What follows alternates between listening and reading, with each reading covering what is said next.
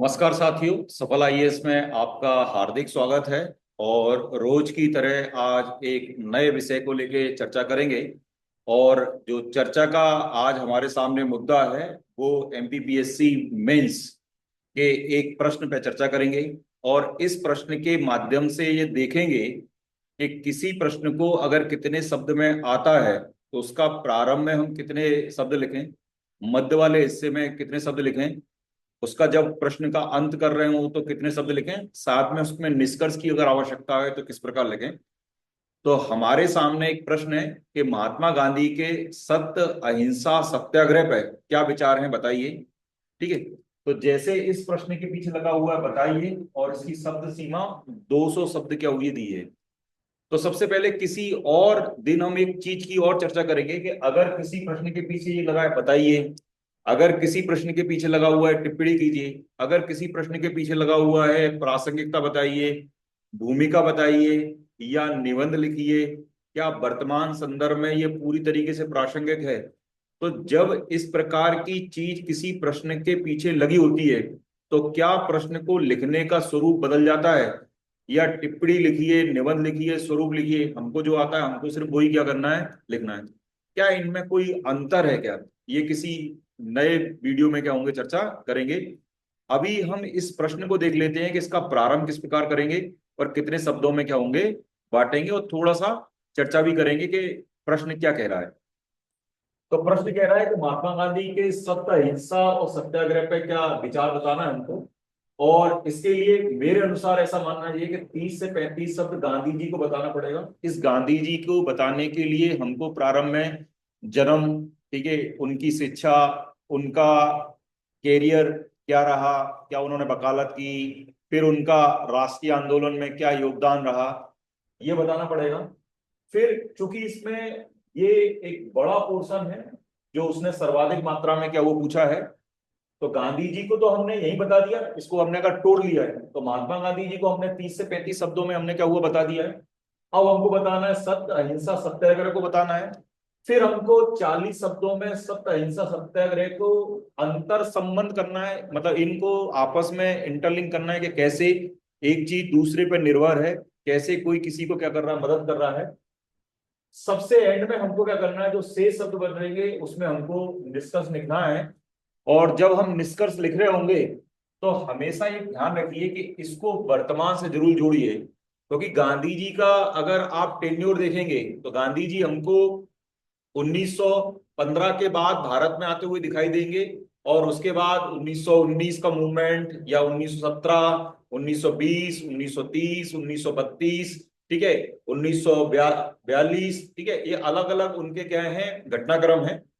तो इन्हीं घटनाक्रम के अंदर आज गांधी कितने प्रासंगिक हैं, या गांधी बात कितना प्रासंगिक है, या गांधी के ये जो प्रिंसिपल हैं सत्य अहिंसा कितने प्रासंगिक हैं, आपको जमीन पे इन पे क्या दिख रहा है, इसको वर्तमान से क्या करिए आप जोड़ने का जरूर प्रयास करिए, जिससे एग्जामिनर को ये क्लियर होगा कि आपने जो पढ़ा है वह रटा नहीं है।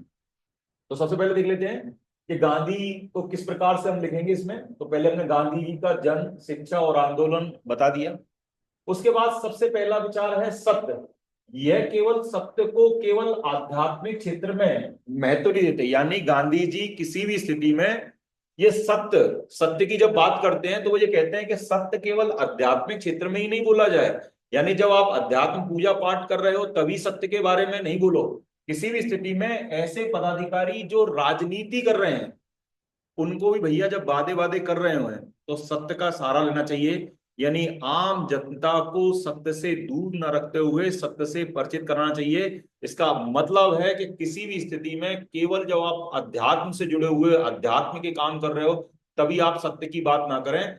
जब आप सार्वजनिक जीवन में बहुत सारे काम कर रहे हैं तब भी सत्य की क्या करेंगे, बात करेंगे। तो इसको हम लिखेंगे। उसके बाद अहिंसा, यानी पहली बार इसका प्रयोग अहिंसा का प्रयोग करेंगे गांधी जी।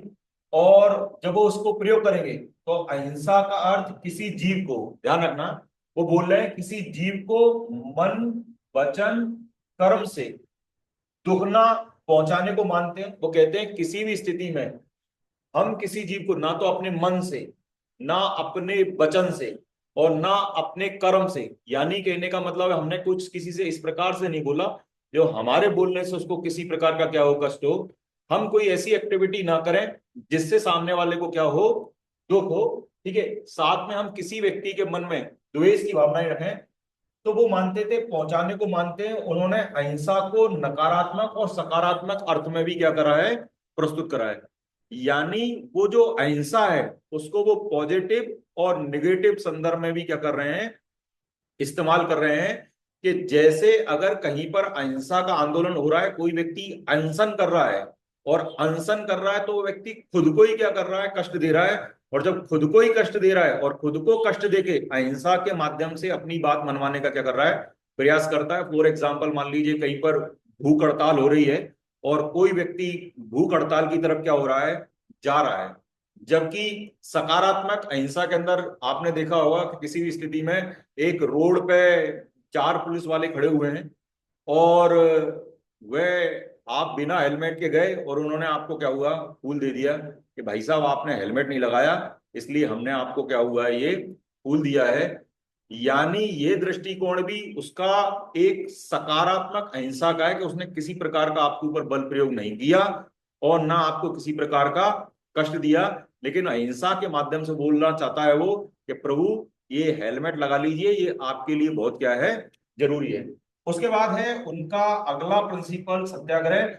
यानी शब्द का अर्थ है सत्य के प्रति आग्रह, यानी जो आप सत्य बोल रहे हो उसके प्रति आग्रह। इसके लिए व्यक्ति को बहिष्कार, धरना, हड़ताल, उपवास जैसे रास्ते अपनाना चाहिए। यानी गांधी जी बोल रहे हैं कि जब आप सत्याग्रह के रास्ते पे हो तो सत्याग्रह के रास्ते का मतलब ही क्या है कि आप किसी भी स्थिति में व्यक्ति का बहिष्कार कीजिए। जैसे गांधी जी ने असहयोग आंदोलन के अंदर मतलब सहयोग नहीं किया, तो व्यक्ति का बहिष्कार कर दीजिए कि भैया हमको जरूरत ही नहीं, हम सरकारी दफ्तर में नहीं जाएंगे, हम ऑफिसों में नहीं जाएंगे, हम मेलों में नहीं जाएंगे, हम यहाँ नहीं जाएंगे, हम वहां नहीं जाएंगे।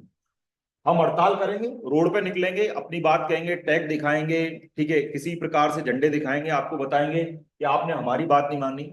हम भूख हड़ताल पे क्या होंगे, बैठ जाएंगे और हम बताएंगे कि अगर आपने हमारी मांग नहीं मांगी तो हम अनिश्चित काल तक क्या होंगे, भूख हड़ताल पे क्या होंगे, रहेंगे।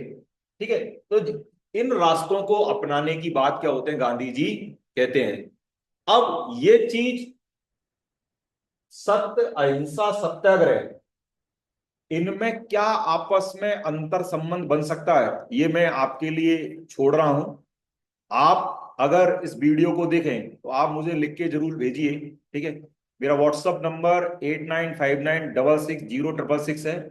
आपके आंसर को मैं 100% चेक करके क्या होगा, भेजने का प्रयास करूंगा। तो अंतर संबंध में आपके लिए छोड़ जाता हूं, आप अंतर संबंध लिख के मुझे बताइए।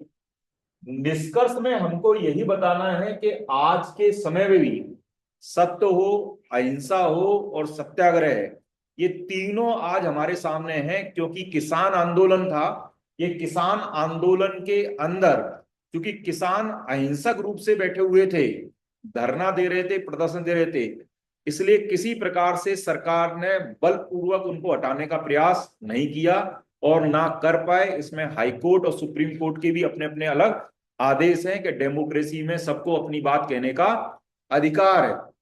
ठीक है, तो हम ये कह सकते हैं कि पूर्व में भी प्रासंगिक थे ये और वर्तमान में भी क्या है, ये सिद्धांत क्या है, प्रासंगिक हैं और इसके माध्यम से लोग अपनी बातें मनवाते हैं। और गांधी जी ने इन्हीं सिद्धांतों का प्रयोग करते हुए अंग्रेजों के क्या हुए, छक्के छुटा दिए थे, या ये मान के चले कि अंग्रेजों को अपने देश से क्या कर दिया था, बाहर कर दिया था। तो साथियों, इसी प्रकार के मेंस के किसी प्रश्न को लेकर फिर आगामी किसी वीडियो में चर्चा करेंगे।